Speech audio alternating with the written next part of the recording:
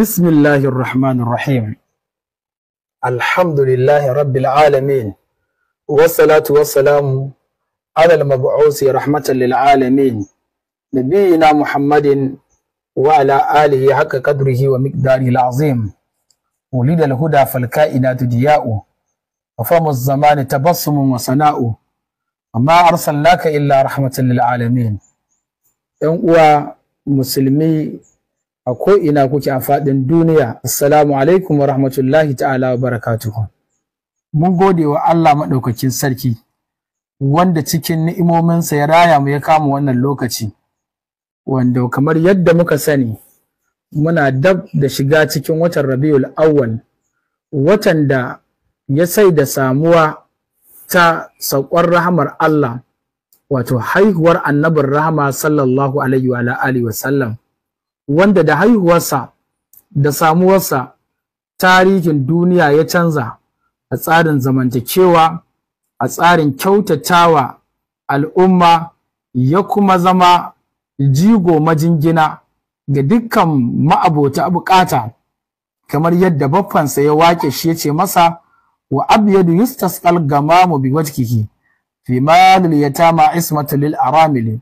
Shi manzon Allah fari yake tas, wanda ake neman alfarmar giragizai shayarwarsu da alfarmarsa, sai ya ce shi ne majinginar marayu kuma mai ba da kariya ga dukkan zawarawan da mazajensu suka rasu. Wannan ke nuna cewa tun daga tasowar ma'aikin Allah, mafi girman abin da aka masa saida da shi tsayawa cikin al'amarin al'umma ta hanyar taimaka musu, ba da kulawa a gare su tare da ayyukan jin kai a gare su. Haka nan ummuna Khadija, Allah ya ƙara mata yadda, take cewa kalla wallahi ma yukzika Allahu innaka latasilur rahima tuksibul ma'duma wa tuqur daifa wa tu'inu ala nawaibil haqqi. Sada zumunci, samarwa wanda ba shi da shi ka bashi, ɗaukan nauyin masu ƙaramin ƙarfi ka taimaka musu, saukar baki, taimako cikin dukkan masifa da ta samu al'umma shine tadarka. Wannan ta sa dukkan muminai da suka samu wannan rahama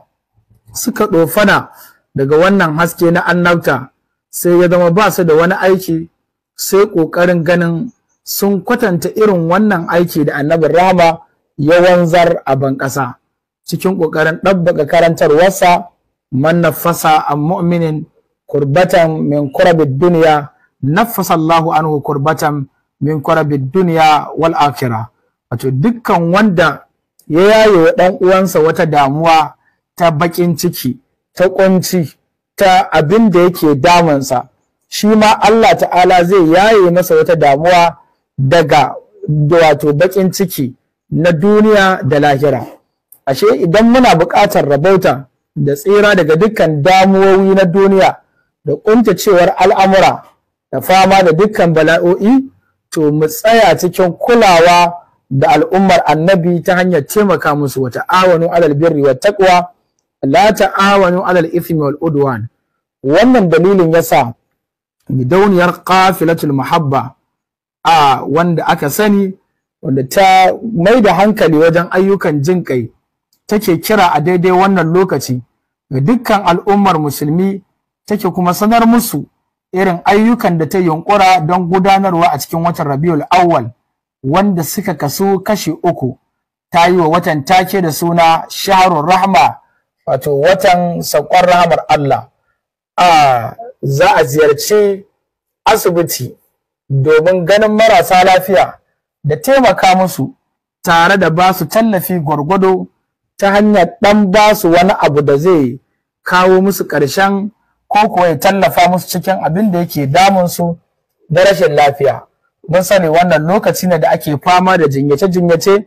musamman a yanayi irin na damuna, wanda tabbas ana da buƙatar kaiwa ziyara asibitoci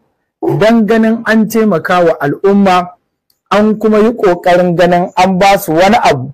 da zai zame musu agaji a cikin abin da yake damunsu, da nuna musu tsantsar 'yan uwantaka ta addinin musulunci, tare da babu wani dangi da ya haɗa, kawai 'yan uwantakar musulunci da kasance wasu 'yan adam yasa ake so a tallafa musu. Aiki na biyu da kafilatul mahabba ta yunkura wajen gudanarwa shine kaiwa ziyara gidan wato a gajiyayyu waɗanda ya zamanto aka tsare a furzin, za a kai musu ziyara don ba su tallafi da agaji na abinci tare da ƙoƙarin taimaka musu, har ma da ƙoƙarin ganin an iya kallon waɗanda wata larura ko tsautsayi na rayuwa ya kai su gidan yari da hanyoyin da za a yi na tallafa musu da fito da su, ko kuwa ta ƙoƙarin yin nasihu da faɗakarwa da nusarwa ga waɗanda Allah ya jarraba ya zaunar da su a wannan gida. Aiki na uku shine ayyukan kula da marayu. Na farko mun sani muna ƙarshen zango wanda ana shirin shiga shekara ta farko ta makaranta. Kullum marayu ƙaruwa suke a cikin al'umma. Muna da buƙatar ganin an taimaka wa waɗannan marayu ta hanyar kai su makaranta da ƙoƙarin ganin an tallafa musu, an share musu hawaye da kuma tunatar da su cewa lalle ba su rasa iyaye ba, ma damar al'ummar manzon Allah suna numfashi a tsakankaninsu. A gefe guda kuma babu laifi a wannan lokaci mu yi amfani da wannan dama mu fita da su marayan zuwa wasu wurare don ganin an taimaka musu, an tallafa musu, an yi musu abubuwa da za su faranta musu zuciya ta hanyar kai su a wuraren shakatawa da ciyar da su da tufatar da su da tunatar musu da cewa har yanzu suna da iyaye tsakanin al'ummar Annabi sallallahu alaihi wasallam. Waɗannan ayyuka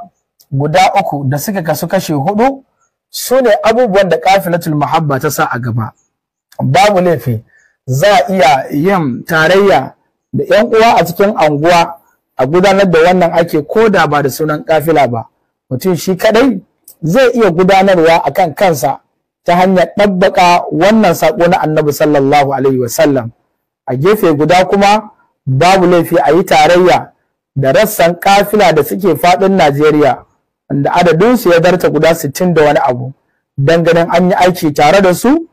an yi ƙoƙarin tallafa wannan al'umma. Wanda yake ƙoƙarin ya gudanar da kansa amma yana so kafila ta taimaka masa wajen samar da ingantaccen tsari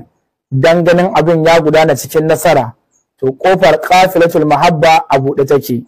A iya tuntuɓar dukkan shugabanni da suke rassa na faɗin Najeriya don ganin an yi aiki tare, kuma wanda yake buƙatar ƙarin bayani zai iya shiga website na kafilatul mahabba domin samun dukkan wasu jawabai da hanyoyin saduwa da shugabanni don a tattauna tare.